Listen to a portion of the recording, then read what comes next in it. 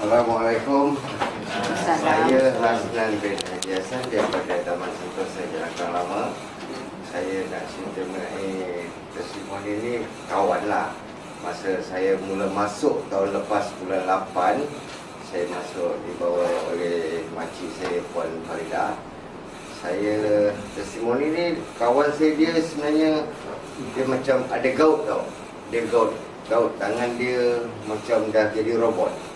Tapi nak dijadikan orang cakap cerita, hari makcik saya datang perkenalkan kopi CEO ni dan saya bagi dia minum. Saya pun terkejut juga. Besok tu dia bercakap dengan saya, tangan dia boleh bergerak. Dia minum 2 sencet dia, tangan dia tu boleh bergerak. Dan lepas tu ada lagi satu, dia lupa nak cakap dengan saya, dia punya batu karang. Batu karang dia keluar. Itu testimoni yang saya nampaklah kebaikan pada Kopi Lindsay. Dan nombor 2 dia pada isteri saya sendiri. Sebab isteri saya dia ada kencing manis dan darah tinggi. Dia nak naik tangga pun memang saya jadi tongkat dia. Selepas dia minum kopi, alhamdulillah dia boleh turun naik tangga. Itulah yang saya nampak kebaikan Kopi Benzin lah, yang saya nampak Kopi CEO ni.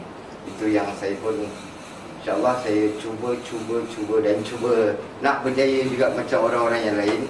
Dan saya nak buat berterusan lah, saya akan cuba buat. Itulah, itu yang terbaiklah bagi saya Kopi ini. Itu saja.